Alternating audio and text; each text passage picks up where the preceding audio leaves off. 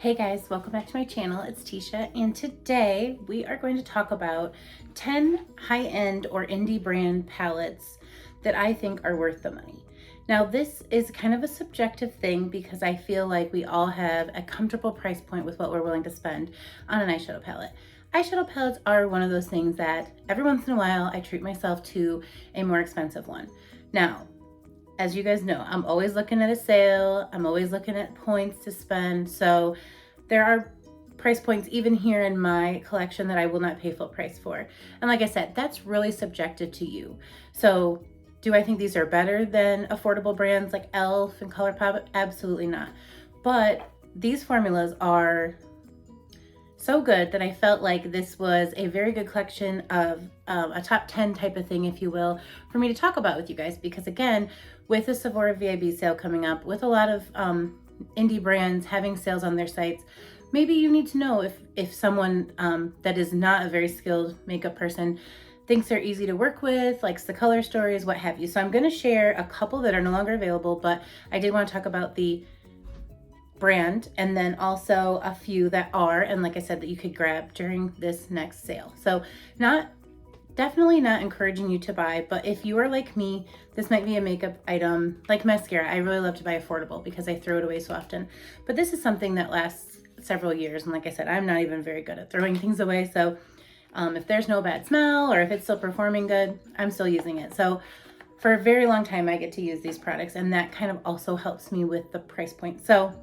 let's just jump right in. Like I said, this is a way for me to go through my own collection and let you guys know like what I kind of have without actually spending 2 hours going through my collection. So we're jumping right in. Number 10 is the Too Faced Pumpkin Spice Palette. And I want to show you the color story.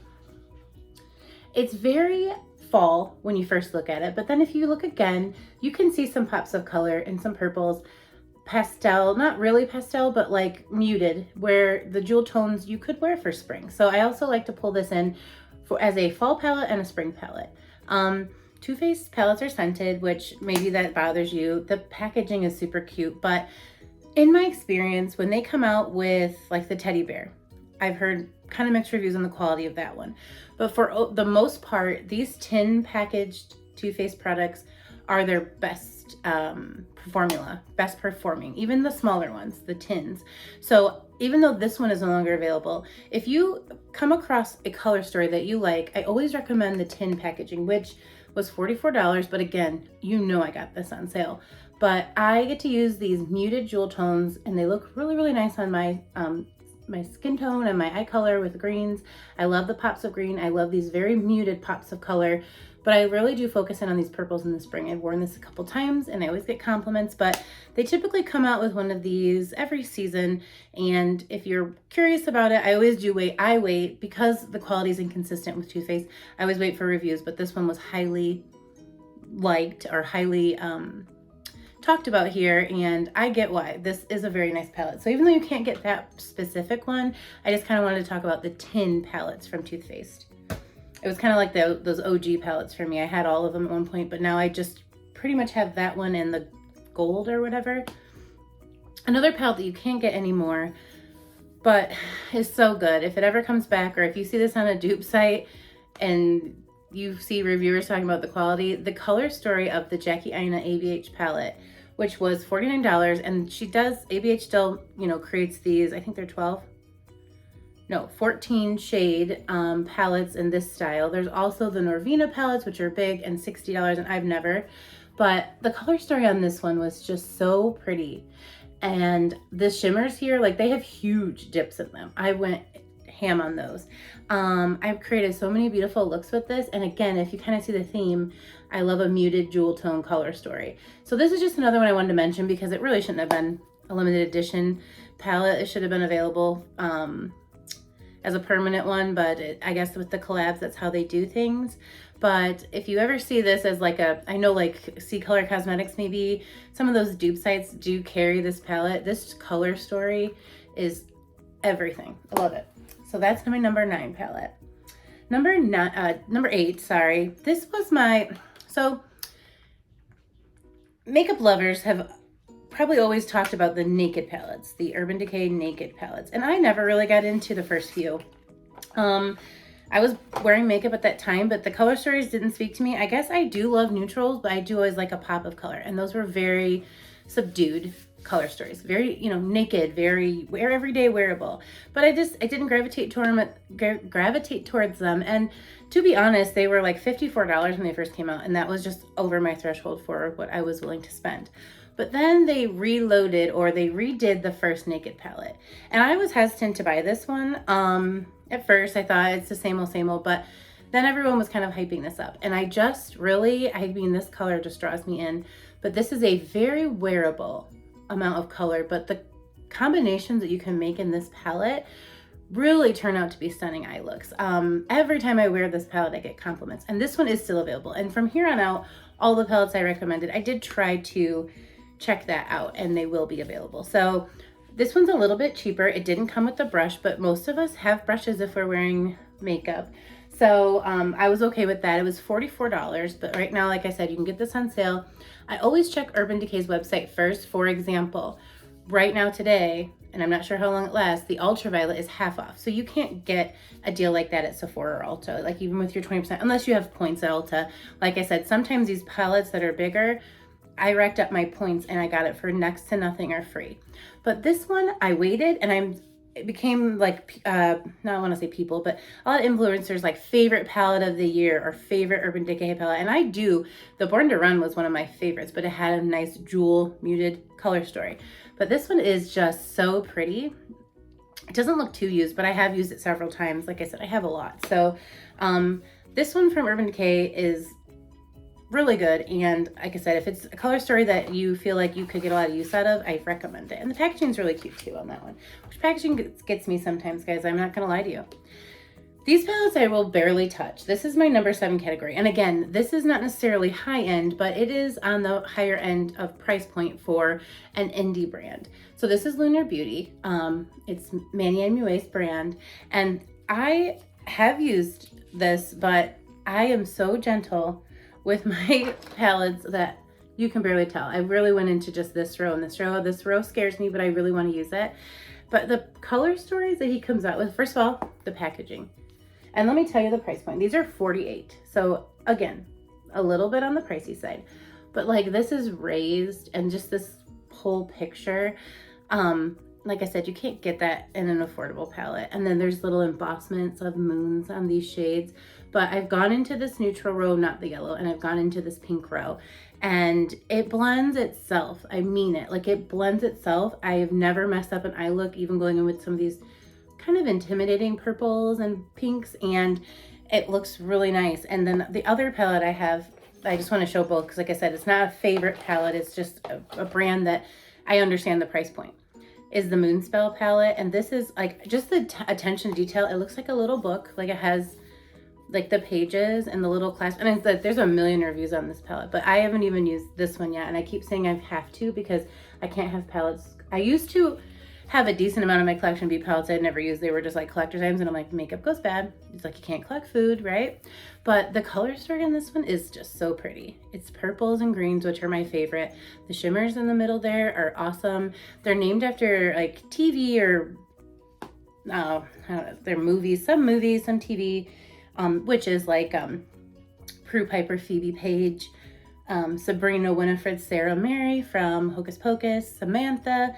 Anyways, so that I love too, the attention to detail on that, and just the passion that he speaks about behind his brand. Also, I just feel like for a very small company, they do a really nice job on the packaging, the presentation, the quality is really good. So if you have never tried that brand, I highly recommend you look at the site and see if they have, and I keep the packaging on his palettes because it's like a part of the experience. So even though most of my packaging gets trashed because I don't want to deal with it, I love this packaging. So again, I have to make myself use these more because they're like almost collectible to me, but the quality being so good, I had to speak about that. So that's an indie brand I wanted to talk about, and I have another one coming up, but this palette is actually not available in this size. It's now a bigger palette, which is truly is on my list for Sephora for the VIB sale, but I don't know. I'm really trying to be good. I have been getting a lot of Ulta stuff, but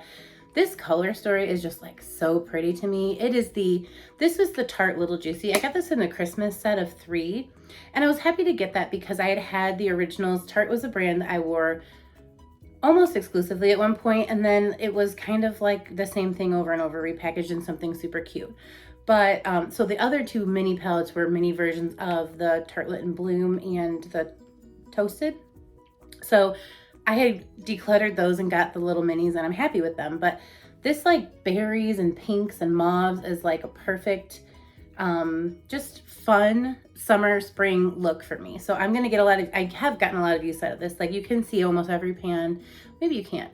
It's either been, you know, I put my finger in there and put on my eye. I'm only using my makeup on me, so get a little savage with it. But I really love the color story here, and they have this palette in a big version, so it's much bigger, I think maybe 20 shades, and the price on that's $45. But the reviews I've heard so far that it's a very good palette. It has a very nice mix of these berry tones. I don't know that every shade in here is in that palette, but they also have a nice chunk of neutral tones, like wearable for work looks. But I had to include this because it is a brand that, you know, almost has fallen off the radar, in my opinion. It used to be very hyped and talked about, and now it isn't, but the quality is still really good. You just have to find a color story that you like. So that's my number, I think 6. And then number 5 goes to sydneygrace. This is my other indie brand that I support. After last summer, I think that was kind of one of it was the first palette I tried. And I don't remember if it was the Mel Thompson palette first. It might have been. But I ended up just, I mean, I've heard from many reviewers that sydneygrace shadows, they blend themselves. And this is another one I have the container for. And I thought, is that really possible? But it's possible, guys. And this color story is just like a muted rainbow, which again, you see almost the same thing over and over. I do like what I like. But her shadows, their shadows, it's I think a sister's company. They blend themselves. So this is Autumn's Rain. Her big palettes, they are all priced at, let me see, $52, but there are codes out there. I like that when indie brands do that. They kind of hook up with some influencers that promote their brand and offer you a code and then offers that influencer. So it's everybody wins type of thing. So I know I at least got 20% off. And it might have actually, I did participate. They have an amazing Christmas and July sale. You can get things for 50% off. So I may have even got it then. I cannot remember. But I really love the packaging and the color story, and the shadows are almost uncomparable to others. That's kind of what you hear on here, and I agree. I haven't ever messed up a look when I've been using a sydneygrace eyeshadow. So I'm trying to do these in order, and I have a little note here, so I'm sorry I'm reading it. Yes, okay. I knew which one's next, but I wanted to see like the price and stuff. But Huda Beauty Mercury Retrograde. Now, the reason I include this, as you guys have already seen this in like my favorite spring palettes, but I feel like there's a huge quality difference between her Obsessions, the little 9-pan affordable palettes, and these big guys. Now this, I did not pay $67 for. I think I ended up paying about $20 for this with points in the sale. But I looked at the color story and like, just a second, here we go. I don't know, I'm being such a cliffhanger there. There it is, right? It's my pastel muted jewel tones, glitter sparkly dream, and it matches my nails. Look at that. Didn't even plan that. And I don't know, like I said, this one looks beat up because I use this quite a bit. I love every single shimmer metallic shade in here. I love the mattes, but that is not the case with those 9-pan palettes. And those are $29. And so they're more affordable. And I kind of wanted to mention that. I think they are made in different places. I don't want to quote myself, but I want to say that those 9-pans might be made in China. And this is made in Italy. And if that's the difference, that might be it. And like I said, the price point is very different, but the quality is extremely different. Like if you're wanting to pay the $29 and get those 9-pan palettes, you're going to be so disappointed if you own one of the bigger ones, because it's almost like 2 different brands of eyeshadow, in my opinion. But like I said, this is my very favorite palette. I do have a couple of her other ones on my list, but I don't need them right now, so I'm going to make myself wait. But I put this away and I will pull it back out when I'm trying something else that I just don't love, just to pull a shade in here to tie that look together.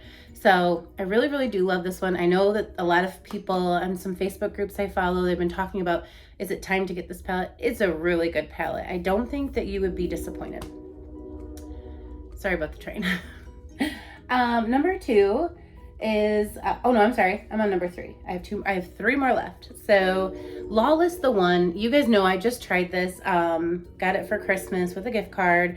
This is a $67 palette. And so this, even though it's been available for years, I couldn't do it until, like I said, I got a gift card and it wasn't like, I wasn't paying that $67 price point. But I first tried one of her minis, and this is a brand that is consistent between the mini $25 eyeshadow palettes and this $67 guy. This one just had intrigued me with all the colors.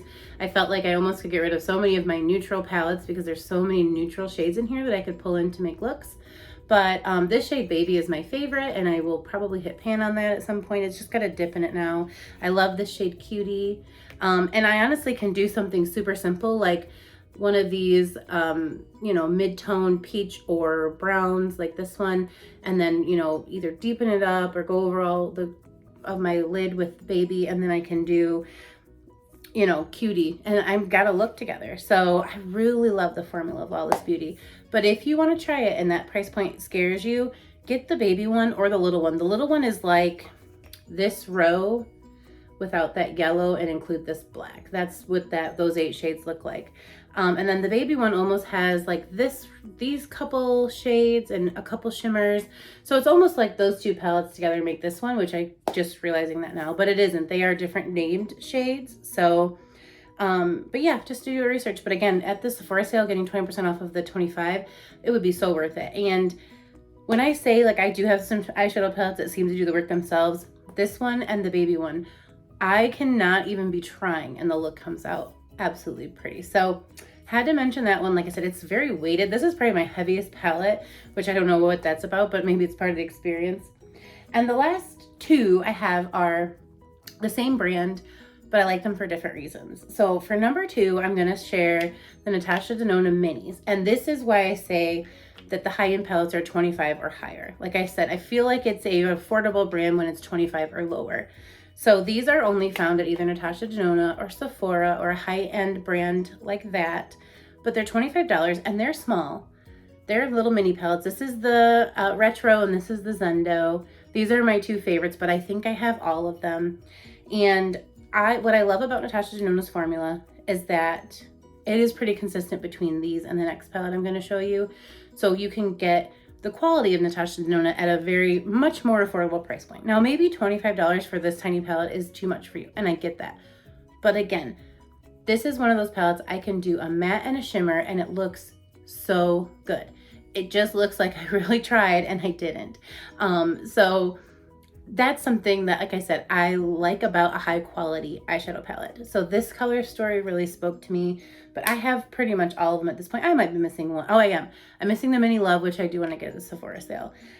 So that's why I put these in the number 2 spot, because, you know, actually they were competing with my number 1 because of the price point, but I really do love these mini palettes. They're very, very highly talked about on YouTube. And again, if you are participating in that sale, it would be a really great time to try one. Just pick a color story that you like.